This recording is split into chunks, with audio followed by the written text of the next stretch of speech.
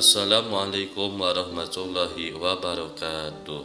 Dalam kesempatan ini, sekilas tentang Al-Habib Zafar, ayah daripada Al-Habib Ali, dan kedekatannya dengan Asy-Syaikh Muhammad bin Alwi Al-Maliki. Jika berkenan, sebelum menyimak untuk membaca salawat kepada Nabi, Allahumma sholli ala Sayyidina Muhammad wa ala ali Sayyidina Muhammad. Dan jangan lupa untuk mengirimkan Al-Fatihah kepada Al-Habib Ali bin Jafar Alaidrus. Semoga kita semua mendapatkan berkahnya. Dan jika berkenan untuk meng-share ini channel. Badannya kurus, tinggi, dan wajahnya sungguh sedap untuk dipandang. Orang yang memandang wajahnya akan terlihat cahaya kemuliaan dan kebaikan yang terpancar dari raut wajahnya yang teduh dan bersahaja. Sosoknya sangatlah tawadu, rendah diri, waro, dan sangatlah low profile. Ia merupakan ulama kelahiran Nusantara yang hijrah ke negeri jiran Malaysia hingga menjadi magnet bagi umat Islam di seluruh dunia. Ia merupakan seorang putra ulama besar di zamannya. Ia adalah Al-Habib Ali bin Jafar Alaidrus, orang yang biasa menyebutnya dengan sebutan Habib Ali Batu Fahad radhiyallahu anhu. Ayah Al-Habib Ali adalah Al-Habib Zafar bin Ahmad bin Abdul Qadir bin Salim Alaidrus.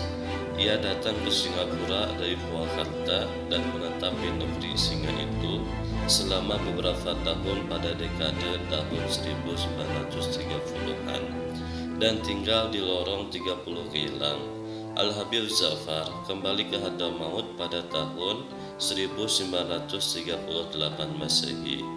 Setelah sekian lama berada di Hadramaut, akhirnya pada tahun 1976 Masehi, beliau wafat di kota Tarim. Jenazahnya dimakamkan di pemakaman Jambal.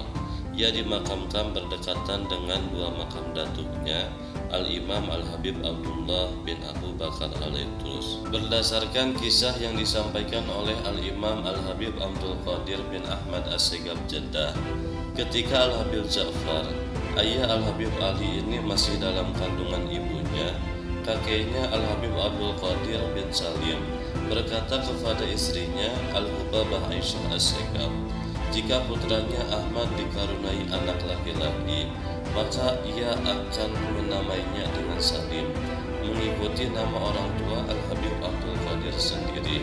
Namun istrinya Al-Hubabah Aisyah tidak setuju dengan usulan itu dan ia ingin menamainya dengan Jafar, mengikuti nama datuk sang istri Al-Habib Zafar bin Ahmad bin Ali bin Abdullah As-Segaf. Mendengar usulan sang istri, Al-Habib Abdul Qadir mengatakan bahwa ia bersedia menamainya dengan Jafar sekiranya tampak nyata kelebihan yang ada pada diri anak itu kelak.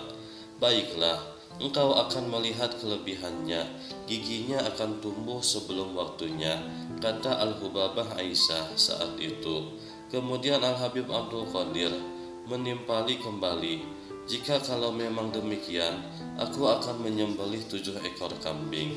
Subhanallah, pada saatnya benar apa yang telah dikatakan oleh Al-Hubabah Aisyah, yang terlahir adalah seorang laki-laki dan tiba hari ke-7, hari untuk menyelenggarakan akikah sekaligus untuk memberikan nama pada sang anak. Nyatalah apa yang dikatakan Al-Hubabah Aisyah, gigi si cucu mulai terlihat, maka sang cucu pun dinamai dengan Jafar. Al-Habib Zafar kemudian tumbuh dewasa dengan lingkungan keluarga yang soleh dan penuh ketaatan. Ia juga kemudian dikenal sebagai seorang alim pada masanya. Banyak di antara pembesar para ulama yang mengambil faedah darinya. Di antaranya Al-Habib Abdul Qadir bin Ahmad As-Segaf Jeddah yang termasuk beristifadah darinya. Selain seorang sufi, Al-Habib Zafar juga termasuk ulama yang produktif dalam menulis berbagai kitab tentang syair. Di antara karyanya adalah sebuah diwan yang kini telah dicetak oleh penerbit Darul Usul Yaman. Mungkin tak banyak orang yang tahu bahwa Habib Ali Batu Fahad ini kelahiran Nusantara, tepatnya di kota Purwakarta, Jawa Barat. Beliau lahir pada sekitar tahun 1919 Masehi. Bahkan sebagian keluarganya saat itu juga masih berada di sana. Pada tahun 1926 Masehi, yaitu saat berumur 7 tahun, beliau tiba di Singapura.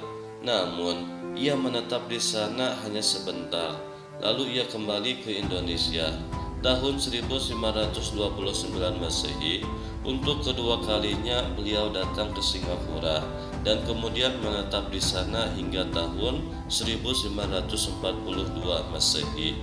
Di Singapura, ia tinggal bersama ayah dan kakaknya yang bernama Al-Habib Abdul Qadir bin Ja'far Al-Idrus. Ia tinggal di sebuah rumah yang di Arab Street.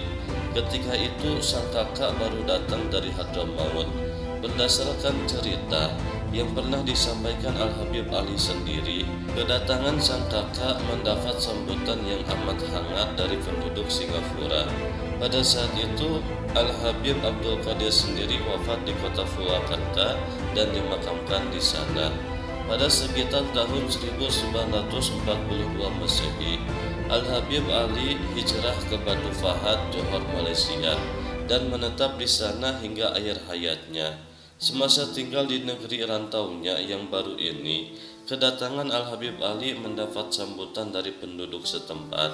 Ia menjadi tempat melepas keluh kesah berbagai permasalahan yang ada di masyarakat. Tidak sedikit masyarakat awam hingga para ulama dan para pejabat datang kepadanya. Semasa hidupnya, Al-Habib Ali menjadi tempat mengadu berbagai permasalahan banyak orang, mereka yang berasal dari Indonesia dan negara-negara Arab. Apabila berkunjung ke Malaysia, akan meluangkan waktu untuk mengunjunginya demi mendapatkan mutiara nasihat dan keberkahan dari sosok yang jiwa dan raganya ini senantiasa bergantung kepada Allah dan Rasulullah SAW. Banyak para ulama yang mengunjungi dan bersilaturahmi kepadanya. Di antaranya adalah Al-Alamah Abuya Asy-Syayyid Muhammad bin Alwi Al-Maliki Al-Hasani yang merupakan tokoh hadis dari Mekah, Al-Faqih Al-Habib Zain bin Ibrahim bin Sumit dari Madinah, Al-Alamah Al-Habib Salim bin Abdullah Asy-Syatiri, Ad-Da'i Ilallah Al-Habib Umar bin Hafiz, Al-Habib Anis bin Alwi Al-Habsi dari Solo, serta masih banyak lagi para sesepuh habaib dan tokoh-tokoh ulama yang kerap berkunjung kepadanya di Batu Fahad, Malaysia. Bahkan Abuya Syed Muhammad bin Alwi Al-Maliki Al-Hasani apabila berkunjung ke Malaysia mewajibkan dirinya untuk menziarahi Al-Habib Ali Batu Fahad, karena menurut Syed Al-Maliki dengan berziarah kepada Al-Habib Ali hati menjadi tenang dan jiwa semakin lapang. Hal ini dikarenakan aura Al-Habib Ali bin Ja'far yang begitu hebat.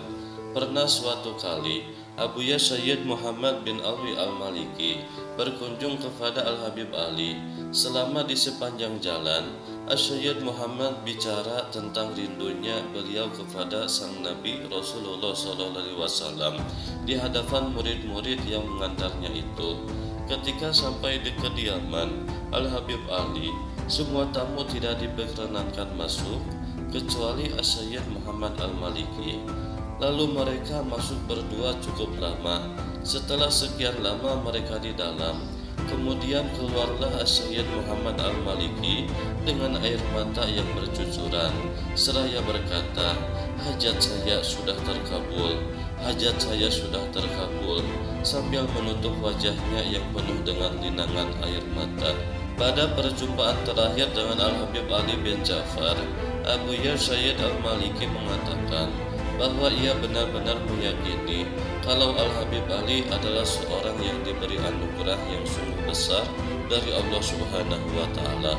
Sebelum pulang, Syed Muhammad Al-Maliki pun menulis sebuah untaian qasidah untuknya yang menggambarkan sifat-sifat mulia Al-Habib Ali bin Ja'far Al-Idrus. dengan akhlak yang mulia tanpa kefayahan dan tanpa kesukaran dalam menghadapi setiap kesulitan yang mendera. Inilah jalan Nabi Muhammad SAW dan ajarannya, serta perjalanan yang ditempuh oleh pengikut-pengikut Nabi Muhammad SAW bercahaya.